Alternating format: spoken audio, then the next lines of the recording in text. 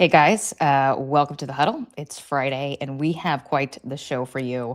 A sex scandal that has led to a tragedy and questions now in the House about whether they could lose their majority before, yes, you heard me right, before the midterms. We're also going to talk about an 11th hour surge happening in the Texas primaries. And no, we are not talking about John Cornyn, unfortunately for the GOP establishment. We're going to talk about Democrats and who they chose for the State of the Union to respond to the president. We'll talk about the president's trip to Georgia and some things he said about affordability that Susie Wiles is probably not super happy with at this moment. We'll do our traditional winners and losers, but I have to start with something fun here because it's Friday. Out of this world aliens. President Trump talking about aliens. Let me just back up for a second. Over the weekend, former President Barack Obama was asked on a podcast if he believed in aliens. Were aliens real? And he said yes. He said, I haven't seen them. There's no Area 51 or anything like that I know of, unless they're hiding it from the president. And President Trump was asked about this yesterday by Peter Doocy from Fox News. Let's take a listen to what he said. Obama said that aliens are real. Have you seen any evidence of non-human visitors to Earth? Well, he gave classified information. He's not supposed to be doing that. You know? So aliens are real? Well, I don't know if they're real or not. I can tell you he gave classified information. He's not supposed to be doing that. He made a big mistake. He took it out of classified information. No, I don't have an opinion on it. I never talk about it. A lot of people do. A lot of people believe it. Do you believe it, Peter? Look at him smiling right there. You can see Caroline Leavitt smiling in the background. And then a few hours later, because this totally set the Twitter on fire, of course, the social media on fire, he truthed this. Let's bring up this element real quickly. I will be directing the Secretary of War to begin the process of identifying and releasing government files related to aliens, UFOs, and other things. God bless America. Sean, you have some theories about this.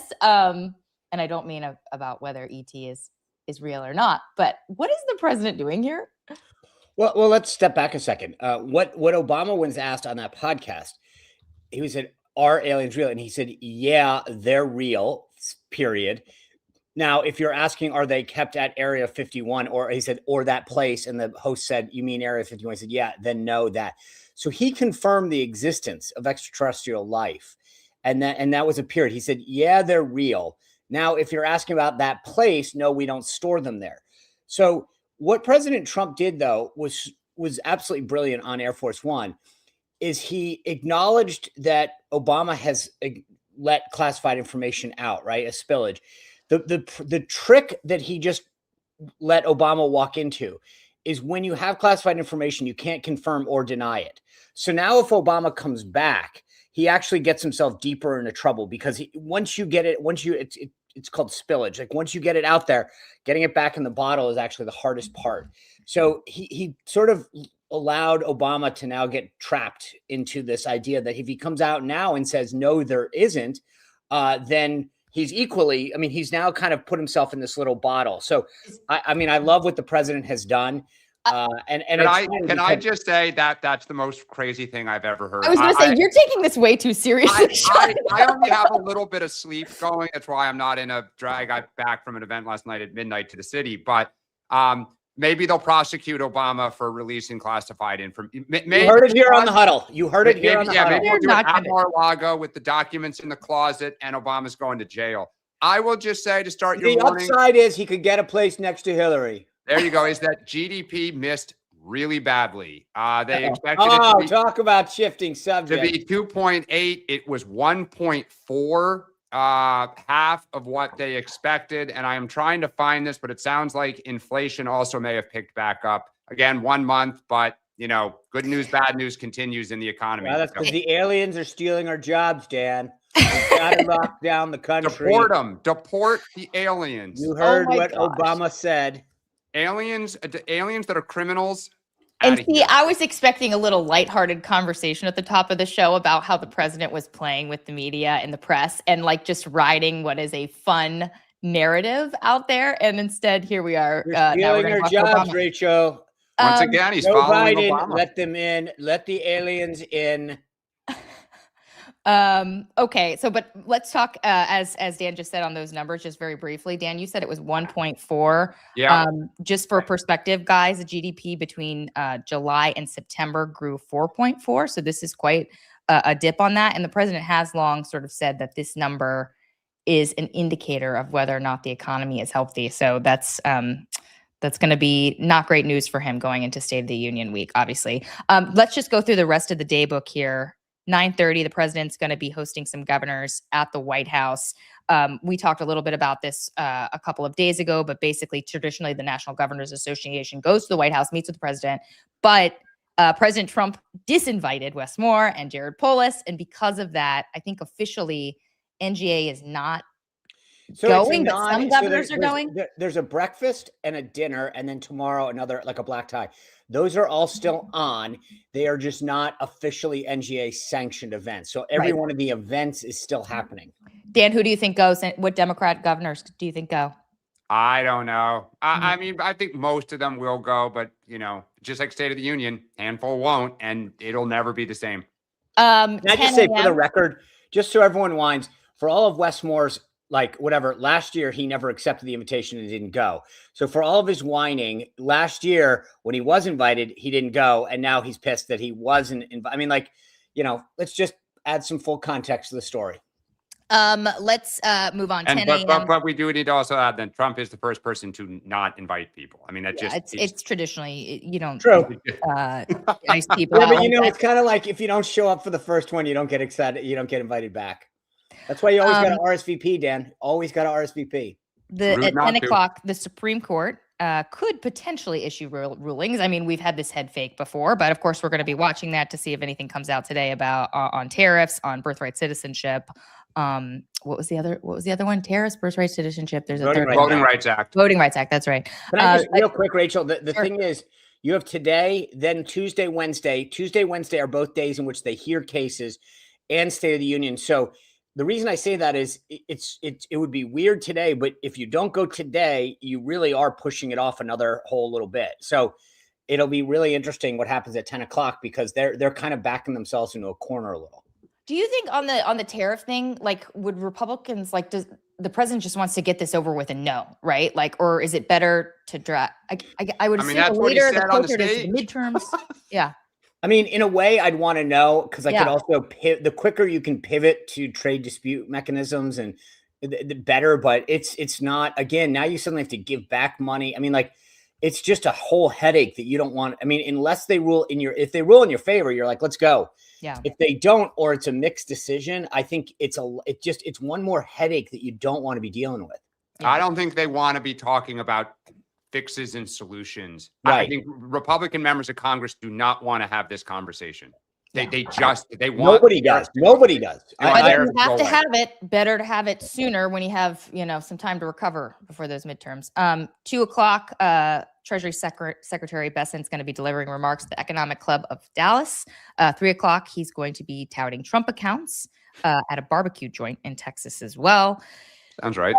Let's do a quick, I should do housekeeping, actually. Reminder, guys, we have State of the Union on Tuesday. Join us 15 minutes before the program. We'll talk about some dynamics we're going to be looking for. You can stay with us throughout the State of the Union. You'll hear us gabbing a little bit in the background, though we'll mostly be listening, obviously, to the president. And then after the show, we will give you some of our top takeaways and continue to discuss that on the show the next day. Just a reminder, today we have our premium subscription conversation. Dan is going to be the one taking additional questions. So right after the show, jump out, join him on the Zoom. And if you're not a premium subscription member but want more time with us, reminder, you can sign up $10 a month, $100 a year. You get each of us once a month, and then all three of us once a month as well. Let's do a quick word from sponsor. Sean or Dan, either of you, who wants to? I'll tell you, I'll be glad to, because I was laughing so hard yesterday when the show ended. And I know I say it all the time, but I was laughing. I'm sitting there. I actually held my leg up. If you guys saw, I didn't mean to. Can you do that? Are you that flexible? Can you get it? No, but I have to, there's bands that are involved. Okay. All right. But I can tilt. Yep. But I was laughing because I was like, I know I say it all the time, but I get a kick out of every time when I laugh to myself. That's what 55-year-old men do. It's like an internal dad joke. When I realized I really am wearing Cozy Earth all the time. I mean, between the t-shirt, the joggers, the pajamas, the eye mask, the towels. I mean, it has become a staple in our household. And as I said, it is such a great thing for you or for yourself to have unbelievable, cozy, comfortable, breathable things to wear morning till night, overnight, if you choose to join me in wearing the eye mask.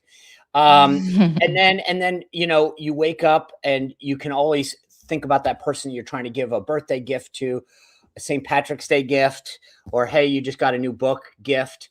Whatever, but it's like Cozy Earth is perfect for everything. Go to CozyEarth.com, use our code Huddle for 20% off, and you will not be disappointed. CozyEarth.com, use our code Huddle.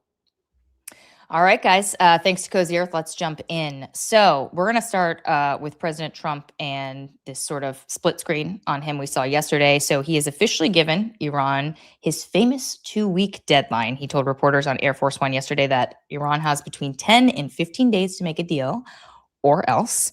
Now we know that he often says this on a deadline, right? Like somebody has 2 weeks. And last time around, it ended up being a head fake. He said 2 weeks, and then he ended up giving the order to strike Iran within 48 hours or something like this.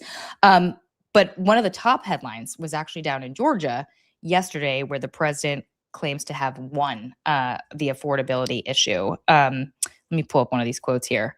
Yeah, he was complaining to reporters during the Georgia trip that they keep asking about affordability. He says, I have to listen to the fake news talking about affordability. You notice that word. You notice what word have you not heard over the last 2 weeks? Affordability, because I've won. I've won affordability. I had to go out and talk about it. Sean, this is obviously not the message that you would think the inner circle would want him to take to the State of the Union.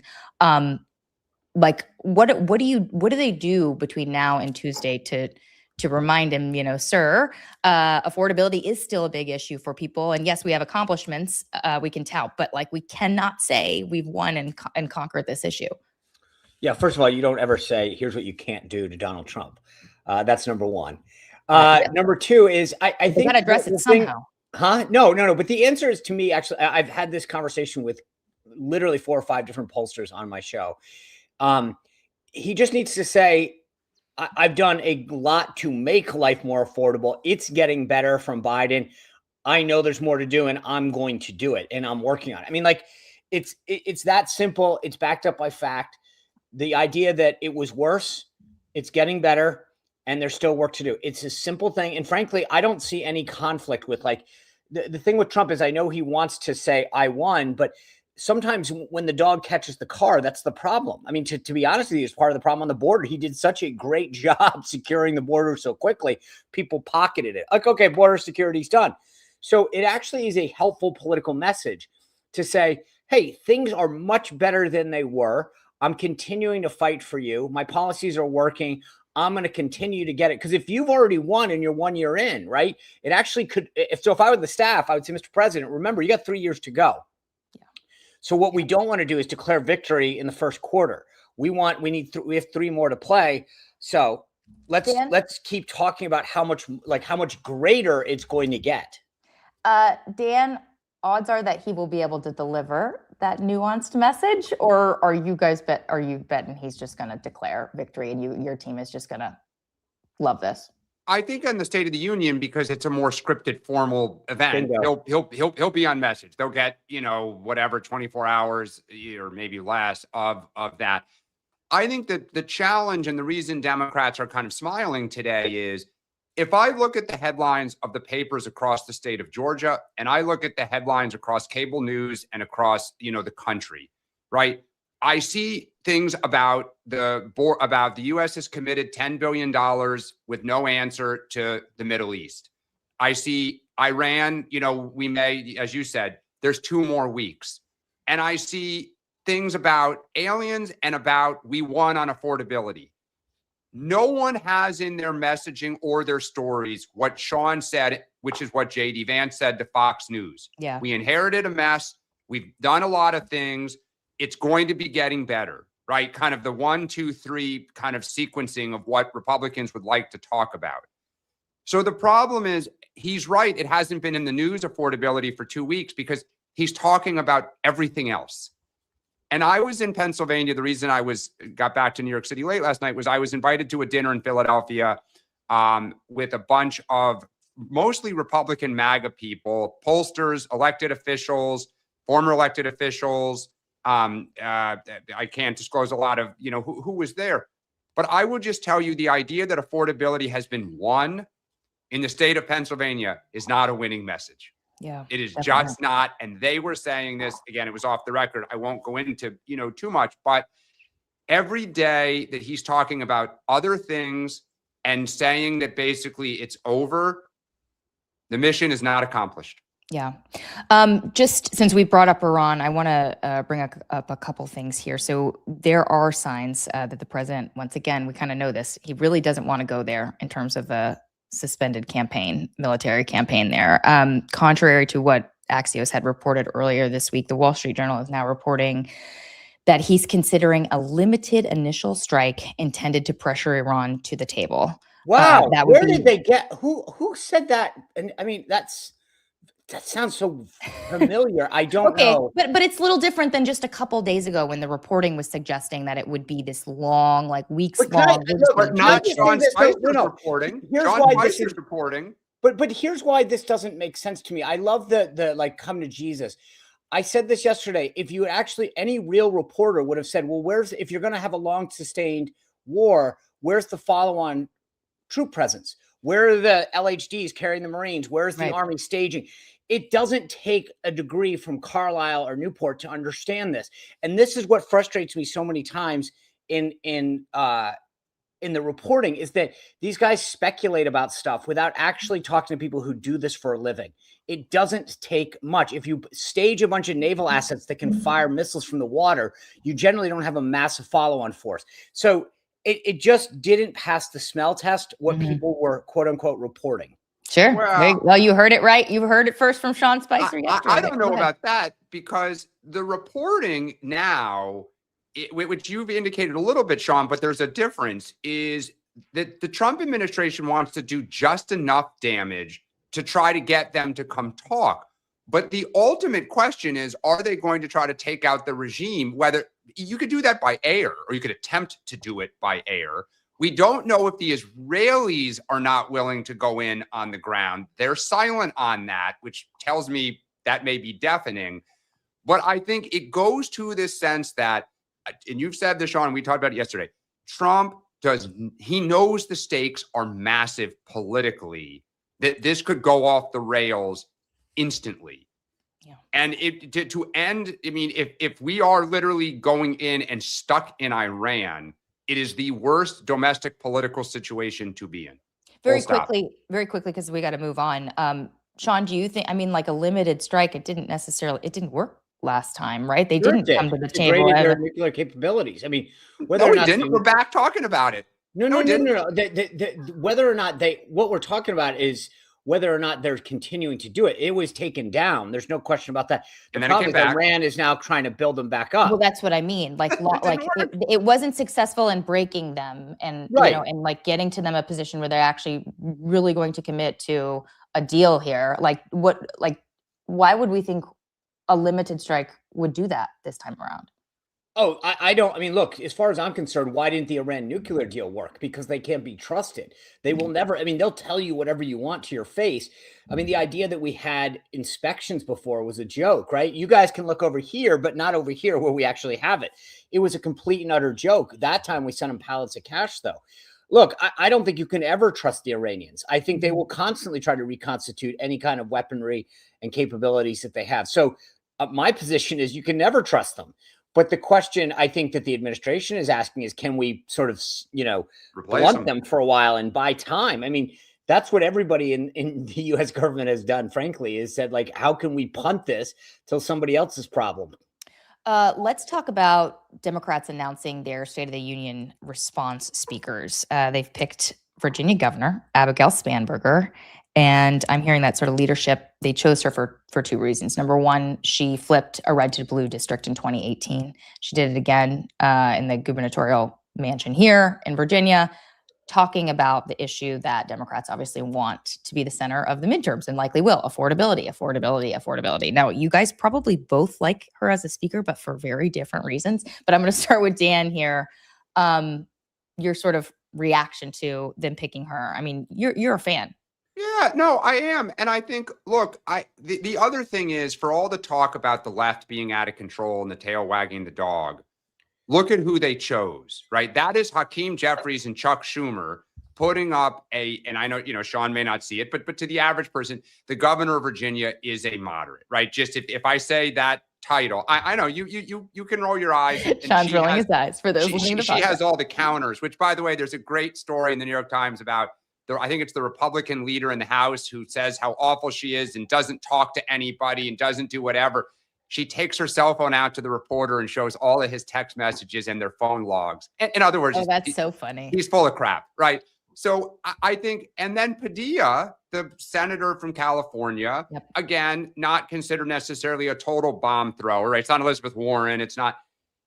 So I keep saying this: we date and then we marry the more moderate people. And it to me, it's like, okay, you're putting up a figure who at least comes across to the average person as reasonable and moderate. And as you say, she has flipped stuff and she won huge. So, I mean, Sean will have his disagreements on how she's governing, but that's the difference between Democratic leaders and the Democratic base, right? I mean, the leadership picked her; they get to. That's their prerogative.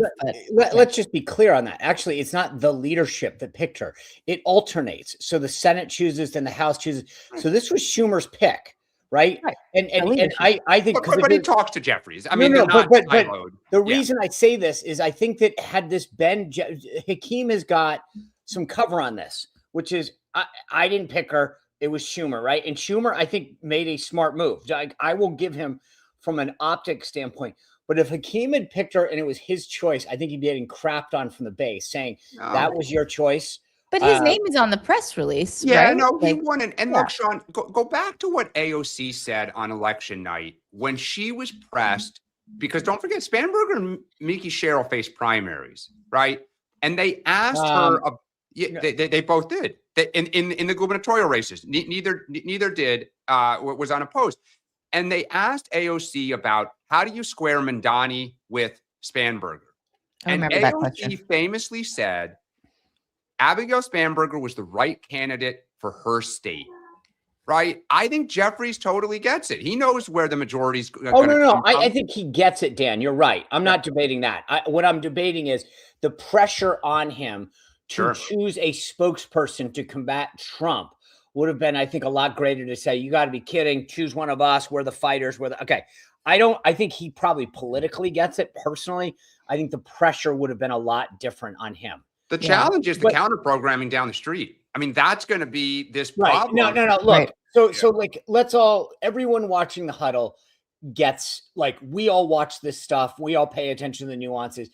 The average American does not stay up to watch the response, whether it's a Republican or Democrat. I mean, it's just, and I will say this, the track record for most responses on a bipartisan basis is not strong. Pretty bad.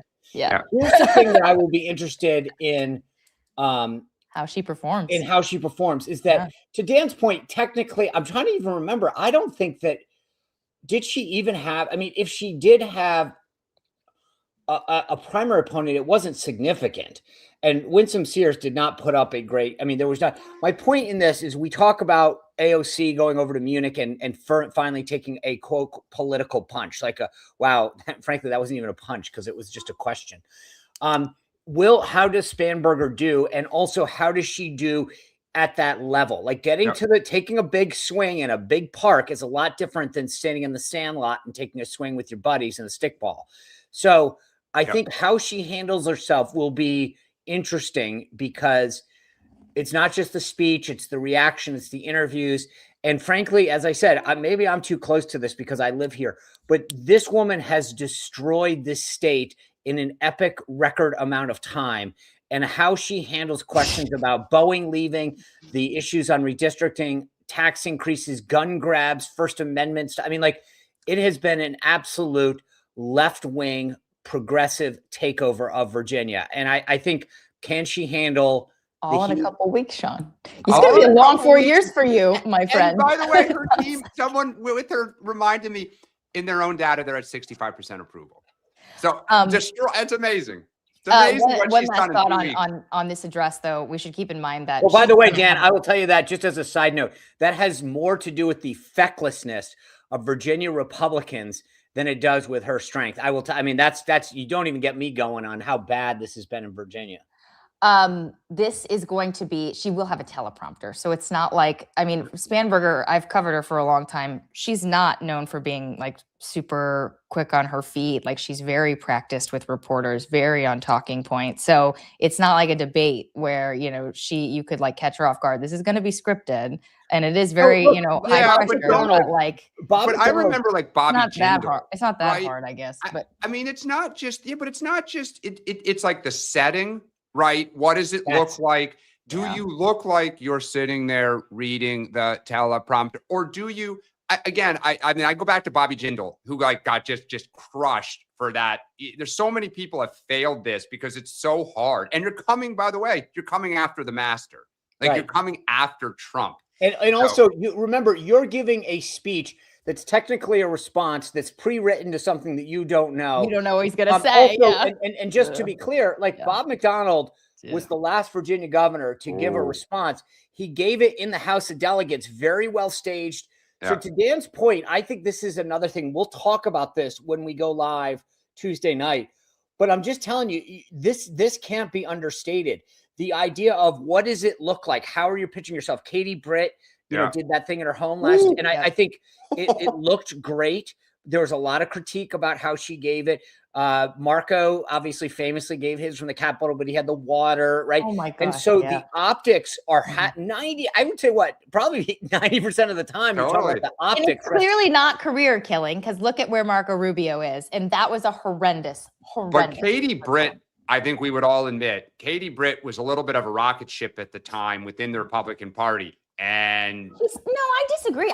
I still think she's a rocket ship in the No. Not like she was then, though. But right, no. To Dan's point, Katie Britt everybody was kind of paying attention. VP, I agree with you both. Like I think Katie is back on that trajectory. She is very well spoken. Yes, she's telegenic. She takes up the right issues. But admittedly, and I have never talked to her about this, but I would say that probably a lot of us will say that when you look at yourself, could say that wasn't the best day that I ever had, right? Made Saturday Night Live. So. But also, I will say this: I don't think Sean. that was Katie's. Shut up, Dan. Oh, that's true. I don't think that was Katie's fault. I here. blame her consultants for that. They tried to script her too much. Yeah. Katie, as a person, comes across as very likable, very knowledgeable. She is. And I think awesome. The people that did that to her put her in literally were like. This dates me. This is like Greg Brady in The Suit. It was not meant to be. Yeah. Let's move on to Illinois and Texas politics. So we haven't talked about him much when we talk about the Texas primaries, but Wesley Hunt is suddenly a threat to the two top dogs in this race. On the GOP side, he has drawn $9.3 million worth of attack ads from groups backing Ken Paxton and John Cornyn, like just in the past few weeks. And it seems like, even though we have all sort of looked at him as this sort of nuisance who jumped in to raise his own name ID and has his own future ambitions, but had no chance of winning. All of a sudden, Team Cornyn appears to be a little concerned that maybe Wesley Hunt is the one who makes the runoff. How big of a threat? Like, do you think that this is a real threat, Sean, or is this just Cornyn and Paxton covering their bases? Look, two ways. One, Wesley Hunt is a congressman from a big state, right? So whether it's Texas or California, I don't think I am a Wesley Hunt fan. His story is fantastic. I wish he stayed in the House like John James in Michigan, because they're just great members that have a great story. But Wesley it does not have a statewide name and following, right? He represents a Houston district. And I say that because in a situation like this, it's all about the ground, getting your people out, making sure they're dragging people to the polls, casting that ballot, et cetera, et cetera. Paxton's run statewide, obviously multiple times. corn run statewide. They have massive amounts of data, money, in people that precinct operations, etc. Right? That matters huge. That's what Wesley Hunt does not have. Okay. That being said, when you're running in a 3-way primary, low turnout in March, anything can happen. And I think to have a bunch of money thrown your way at the end, maybe he gets 27% and suddenly that slides you barely into second place. So yes, to answer your question, I'd still be worried as heck, because how much is he taking? Where is he taking? Is he taking Cornyn voters or Paxton voters? And polling in a primary like this, especially a 3-way, is unbelievably challenging. Yeah. No Sean, kidding. if it's Hunt and Paxton, are the Cornyn people comfortable, the Cornyn voters, going to Hunt? Paxton they view with all of his scars, but would they feel comfortable? Because I would wonder if those two together, from a coalition standpoint, creates a problem for Paxton. Yeah. I think, look, I would say this. If I were a DC establishment, John Thune kind of guy, George W. Bush guy, yeah. George W. Bush guy, and it became a Paxton Hunt race, all the DC money flows to Hunt. Yeah. And if Tallarico wins the D side, which I don't think he will, but if he did, so let's say you wake up the next day, it's Tallarico, that's it. He's won it. He's raising money. 50 million's come in the first month. If you're the James Blair and Susie Wiles and it's Hunt and Paxton, what do you do? Oh, I mean, to be honest with you, that would be interesting, because the president said this. I like all 3 guys. I actually, I don't know. I would put it this way. When you have $400 million, which they do, I would do a ton of polling and find out what the real, it's one thing to have a bunch of DC folks tell you that Ken Paxton can't win. That's what they're going to tell you because they don't like him. But I would go in and really do a deep dive and find out, can we pull this off with Paxton? If you can, Paxton's been with you forever. I mean, look, at the end of the day, one of the things that people have to, recognize is President Trump understands that his second term, the second half of his second term matters. If you lose the Senate, you lose the agenda, you lose your ability to get your nominees through. And so I look, my 2 cents on this is, this will be a lot of, if you're a pollster in Texas, you will make a ton of money if it goes down to those 2. Let's head north to Illinois, where AIPAC is once again facing blowback for getting involved in Democratic primaries. Headline from last night: Jan Schakowsky is withdrawing her endorsement from a Democrat she had endorsed in a neighboring district in the Chicago area because that person, Donna Miller, who's a longtime friend of Schakowsky, took money from AIPAC. Like, is this, Dan, is this going to now be a new thing where you cannot support a Democratic candidate if they're taking AIPAC money? It's going to become a thing for a lot of Democrats. I can't emphasize enough. I mean, this was happening already, but what happened in New Jersey, where AIPAC went so heavily against somebody that the caucus would say was very moderate on Israel, not 100% lockstep anymore, but very moderate, to simply say, hey, we should maybe condition some of this, not end it, not be, pro-Palestinian, that AIPAC went bananas against this guy. It is, I think a lot of people in the Democratic caucus now are going to not take their money, and it is going to become a litmus test. And I keep saying this, it is not in Israel's interest to be only with one party. And even that party's got its own issues with you. See Iran, right? I know why Israel wants us in there. Again, if this goes sideways, I think on Sean's side of the aisle, it's going to blow this all up. But yeah, it's a problem.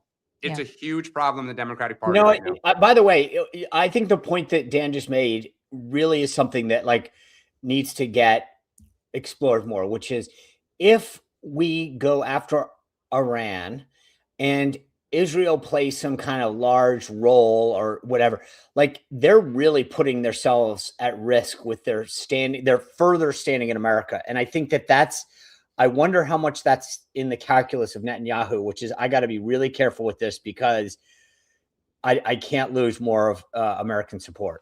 But he has to also think that this is his moment, right? There's never going to be an American president that is as sympathetic to him as is right now. Well, I think we all agree. We're on the precipice of this, not because the United States is threatened imminently, but because Israel feels that this is their chance to clean up their neighborhood. Well, this gets back to what we talked about the other day, which is what is the why? And if the why is because Israel wants it, that doesn't sell too well. Yeah. Let's move on because we got a lot to get to still. So we haven't talked about this on this program yet, but one of the big pieces of news that has people buzzing here in Washington and around the country who follow the House in particular, there has been news of an alleged affair between centrist Tony Gonzalez of Texas and an aide. And not only that, but that this aide last year killed herself. She set herself on fire. He has denied this and is accusing opponents basically of coming after him. But now we're talking about an ethics investigation into this here in Washington. It used to be that when allegations like this came out, John Boehner, Paul Ryan, they'd call you into their office and they'd tell you it's time to go. I've covered a number of them. I'm Pelosi with Katie Hill. She had a relationship with an underling in her office. I'm thinking of Trent Franks when there was reporting, actually it was my story, that he had asked aides in his office to carry his child because him and his wife were having trouble conceiving. And that led to his ouster as well. So a lot of people have been told to leave for less. That is not likely to happen here because of the slim majority, but there is still potential for Democrats to try to tee up a vote at some point to oust this guy. And we've already got to think about how narrow the majority is. Sean, like, how concerned are Republicans that they could lose their majority before the midterms here? Well, I think very. I mean, look, you're going to get a little bit of a breathing room so you got a 1-seat majority now. Marjorie Taylor's vacated seat will have a new member in a couple of weeks. That gets it back to 2. The Gonzalez, now remember, there's a primary in Texas. The Gonzalez is facing a very strong primary. That doesn't solve you in the short term, but it would take some heat off Johnson, which is if Gonzalez lost his primary and you had a new person going in, they'd say, well, he's already leaving. He's not going to be back next term. Like, let's it gives Johnson some out, right? So it doesn't help, but it gives him the ability to say to members, hey guys, he's already leaving. Like, we don't need to have a vote to expel him, right? It's a talking point. But you also have this issue in Florida where you've got a member of Congress that's announced he's not running, rumored to have some serious health issues and saying, I may leave before the term. That would be the end. You would literally, they would call a motion, on the chair vacate the chair. If I were a Democrats, I would, you would reorganize. I mean, it's potentially very, very concerning is the answer. Yeah. So this is a big deal. And if I were a Democrat, you'd really start to think. Now, again, you've got to remember short-term, long-term. So if you're Hakeem Jeffries, do you really want to make sure that you're doing, like, is this worth the squeeze right now? Because let's face it, you feel good if you're Jeffries about taking it. If you want to do a hostile takeover, politically speaking, which is what it would, be the equivalent of a corporate takeover. Are you willing to deal with that? Because suddenly you become speaker, in 6 months on your own, potentially.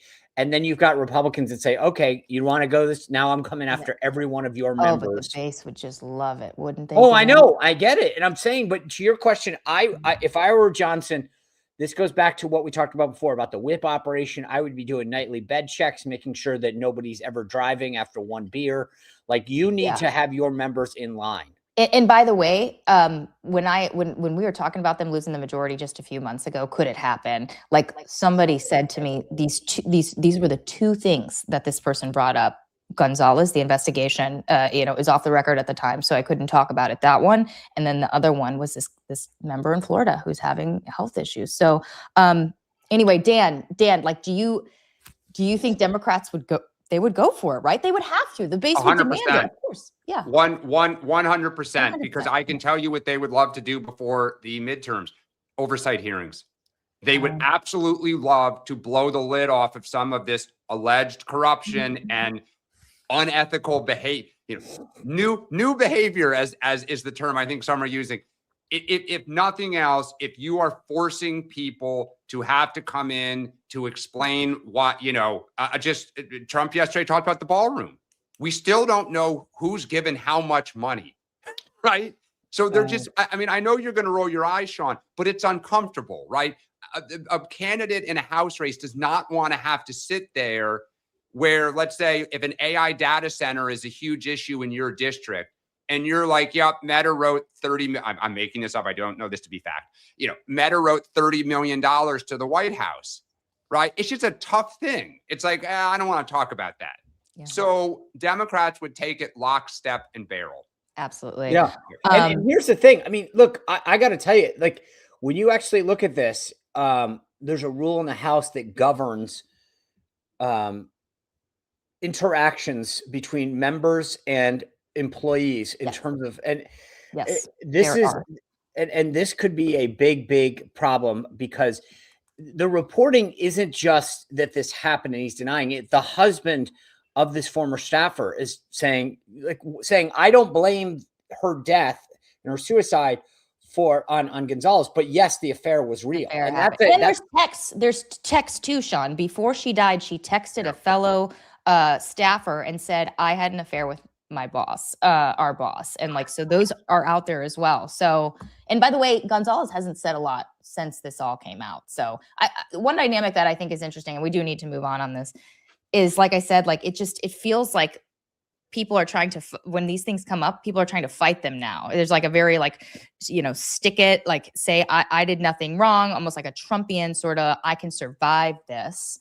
And it'll be curious to see if he can, because Corey Mills, another one last point, Rachel, which is the X factor, right? So Doug LaMaffa from California passed away suddenly, and that's another vacancy on the Republican side. And I only say this because you can come up with the best plan if you're Johnson, but God forbid, and I mean I say this, that there's just something could happen. Somebody gets breaks their leg and has to be out for 2 weeks, and suddenly, if I were Democrats, you go, hey, why not throw a vote up? And so there's some serious issues that I have a feeling somebody is sitting around nose deep in the House rules, talking about procedures and historical precedents, etc. I know for a fact that is true. Okay, let's go to winners, losers, and watching. Let's do winners first. Dan? Okay. My winner of the week is the family of Virginia Giuffre, that she committed suicide. She made all these allegations. At first, people were with Prince Andrew. Over the last, several years, the public has moved, but they're being kind of brought to tears that their daughter is kind of getting some form of justice, with Prince Andrew former Prince Andrew being held accountable. They're my winner of the week. Yeah. Sean, good one. I was going to just go with women's hockey because it was really cool to see them in Canada. But I have to go in a completely different direction. We talk a lot about the Supreme Court and some of the judicial cases that are coming down, the political impact, but there is a much bigger one, a bigger court case that did not get the attention that it deserves. And I'm finally glad to be able to shed some light on this massive case that Buffalo Wild Wings won this week. Wait, what is it? Can you? Yeah, see, exactly. They were sued by an individual that claimed that boneless wings are not wings. What? And Buffalo Wild Wings, there was a ruling in their favor that yes, in fact, they can call boneless wings wings. And finally, I mean, I don't know, I don't want to set people off, but this is big now for the You're court. setting me off. We order BW3s at least once every other week. Are you a boneless wings? Boneless wings. Yes. Yeah, I was gonna say I didn't even Mango know that. habanero boneless wings. It's our order always. But you are clearly on the side of boneless beef. You would have applauded this case then, right? You are a fan of. I love boneless. This individual who sued them said you can't call them wings. You can call them nuggets. You can call them anything you want, but they are kind of nuggets. Let's be honest. They are nuggets. Okay, we got to keep moving. My winner is the House Judiciary Committee's audio system. Okay, I want to pull up something. Actually, I'm going to tell you what this guy says. So Lex Wexner, former CEO of Victoria's Secret, obviously tied to Epstein. He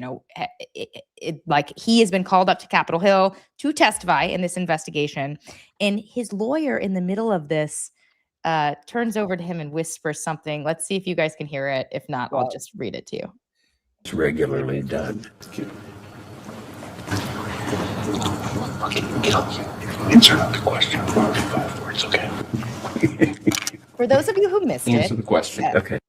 for those of you who missed it, he said, "I'll effing kill you if you answer another question with more than 5 words." Okay. Just totally making the rounds on Twitter. People, number one, shocked that a lawyer would say that to his client in front of lawmakers.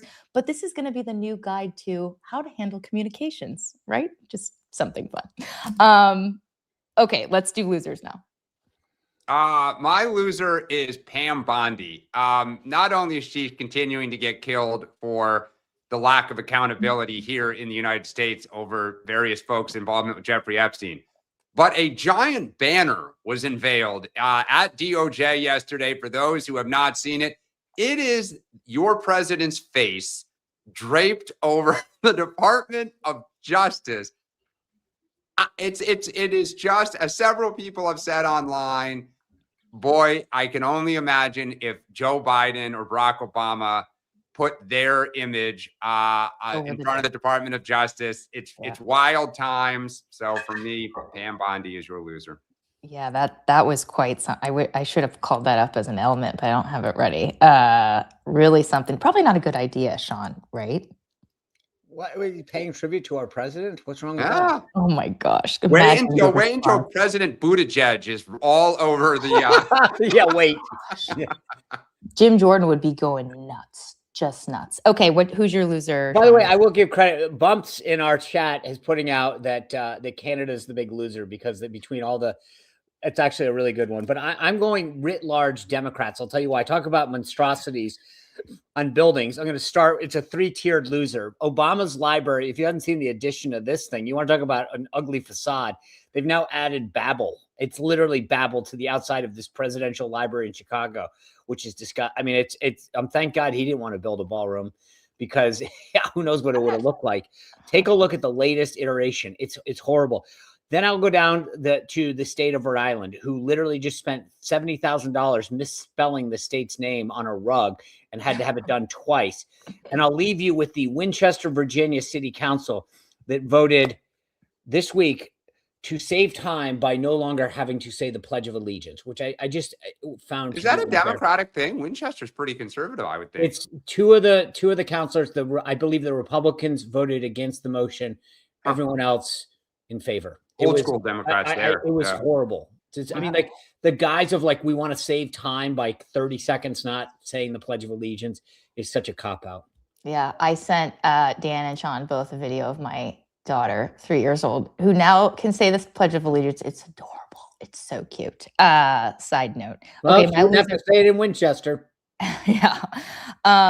My loser of the week is Randy Fine, the Florida Republican, who is probably, I don't know if he's going to get censured. I am curious how Republicans are going to vote on this next week, but Democrats are going to force a vote at some point to censure him. He tweeted just a few days ago that if they force us to choose, the choice between dogs and Muslims is not a difficult one. Now, he was referring to a specific proposal by a more sort of extreme pro-Palestinian activist in New York who apparently wants to ban dogs from New York City, which is idiotic, let's be honest. But look, instead of criticizing the idea, he went after an entire religion, suggesting that maybe they're not as good as dogs or lower than dogs. And by the way, Megyn Kelly herself went after this guy.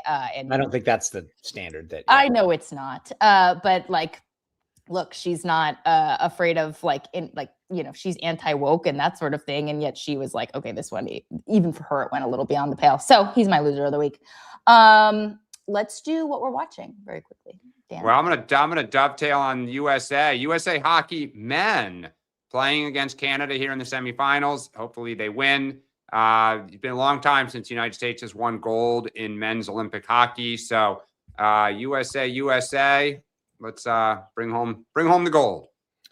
Yeah, I think I would like to see. I mean, we mentioned it. The governors are in town this weekend.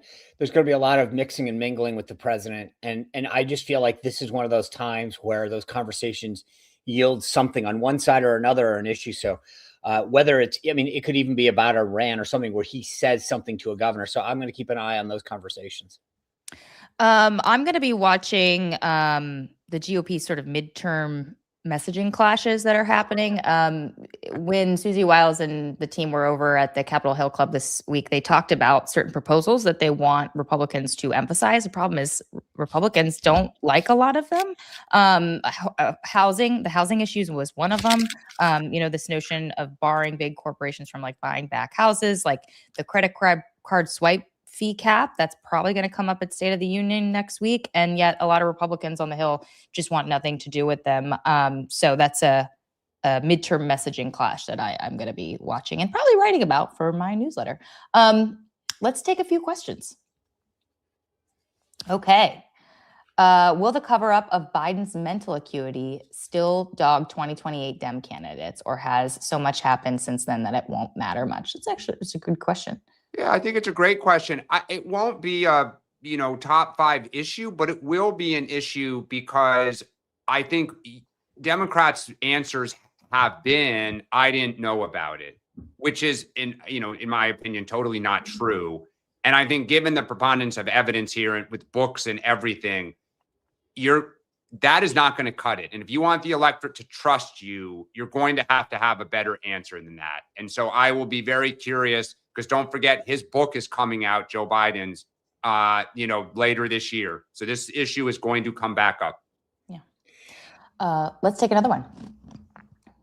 Okay, you talk often about the best Dem presidential nominee contenders, but which of the so-called contenders currently has the best staff who can help lead the candidate to the promised land? Great question. I think there's two different things. There's Gavin Newsom has the best kind of social media war room around him, but that's not the entirety. Like you need to have some substance. You need to have a strategic game plan to get delegates. I would just say I would look at people who are running races right now and people who are able to pull off victories in really hard places that can take all their experience and roll it into the next one. Yeah, that's a good question. Let's take another one. Take one for Sean here. And they're all. Oh, Republican lady. Hello. Question for Sean. Question Here for you Sean. go. There it is. All right. Was Susie Wiles happy with Trump's day in Georgia? Should she send him on a multi-state fast food joint meet and greet tour? He's great in those settings, better than factories. That's a great question. Great call. Yeah. Yeah, for those of you guys who didn't see it, he was at it's hamburgers, I believe, at Varsity. Yeah, it was hamburgers. And he's just so good at retail politics. It's funny. I don't think he naturally would have wanted to do this back in the day, but he's like, it's just not, but he's so naturally good at it. And I always tell people, remember, this is a guy who, when you go back and watch the documentaries on Trump, like he's a casino owner, a hotel owner, a golf club, right? You're interacting with people all the time. How's your food? How's your room? And that's very Trump. He's always asking people, how about their experience, what they like. He's very, very good at that because of his background in business. So I think that's the to be honest with you, I love those moments. They always go viral. So it's like great for him I'm glad to see his team building those in, whether it's a Chick-fil-A or a Varsity or, he was at a restaurant in Iowa last week, a diner. I think they go really well. The other thing is, just to answer your question, when you say, was she happy? Susie has been around President Trump now going on almost 10 years. She was Florida State Director back in the day. She knows who he is. Like this idea that people Donald Trump is Donald Trump. He's been the same guy he's always been. Like you don't feel he's never going to change. He does what he does. He speaks like he speaks. So you don't ever go, God, I hope he totally changes and starts like, exactly who he is and what he's going to do. She knows him better than most people. So I don't think that whether she's happy or not, I mean, he's out there. He has succeeded doing it his way and he'll continue to do it that way. If I was his political team, every week when he does these little, stops around the country, I would do a fast food joint and you clip it, put on social, make a whole thing out of it, and reference it all the time. I think people love it. Sean, you just said that Trump used to not like this. why does he now? Why did he not? And why does he now? You think? I think that it's not that I probably shouldn't say it that way. I don't think he saw the fully appreciated, Yeah. like the ROI. Like, what do Got you it. mean? I'm just going to walk through a diner or whatever. I think he now sees, because remember back in the day, and it wasn't too long ago that, He rallies. but also like he now sees the social media impact. Like, wow, I go do Got it. this, this goes viral. This happens, this goes viral. And when you grow up as he did, that you normally do an interview and then that's what gets you the media. Yeah. Now he realizes, wow, I go hang out at a diner and everybody talks about it. I don't have to sit down with some news, journalist type person. Yeah. So he has come to, I think, fully appreciate. And again, it's a testament to his team. Yeah. When you go look at how they've been able to take these clips and make them, go and then look at him and show him the metric. Wow, Mr. President, do you see that got 5 million views? He goes, okay, I get like the utility now. Yep. But there's also a testament to Trump that he ever the marketer, ever to the salesman. Because I know a lot of candidates, you could say 5 million views. They'd be like, what is that? Who cares? Right. Whereas Trump is always thinking, what is hot? What is next? How are people getting in? That is a testament to him. Yeah. At that age. Not everybody gets it. And that's the thing. Yeah. Let's take another question. All right. John Patrick Clancy, question for the Q&A segment. Sean, as a self-proclaimed lover of good political stunts, who gets to claim the best stunt this week, not named Colbert? And when can we expect to see, is that Bannon? Yeah, Bannon on the Sean Spicer show. Bannon is on March 5th. Okay. There you go. Okay. So that's an easy one. Good political stunt. Good question. Let's just think real quick. I mean, I just off the top of my head, we just talked about it. I think that the stop at Varsity yesterday in Georgia was really good because, again, it's not part of your, most presidents wouldn't stop and do something like that. They would do an interview or factory tour, and like he gets the utility of doing these worker visits. I don't even know because it's not like I showed. I don't know if I showed you that clip of Grandma at the Black History event on Wednesday. To me, that wasn't a stunt. That was real, raw.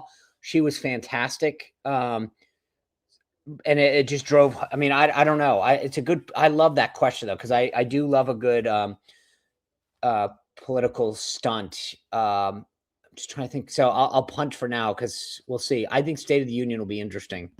Yeah. By the way, the president, just this morning, I'm pulling this up on my phone, he truthed that the Democratic shutdown cost the USA at least 2 points in GDP. So there you go. That's why they're doing it in mini form again. No shutdowns. Also, lower interest rates. So blaming the Democrats. Somebody was just saying this to me. Yeah, no, that's the Democrats for the GDP numbers. True. Not my fault. Someone else. I thought maybe the illegals. By the way, because I'm getting absolutely pummeled. The USA plays Slovakia in the semifinals. Canada plays Finland. I don't know why I thought the US played Canada today. I was wrong. Thank you to all our Olympic hockey fans out there. There you go.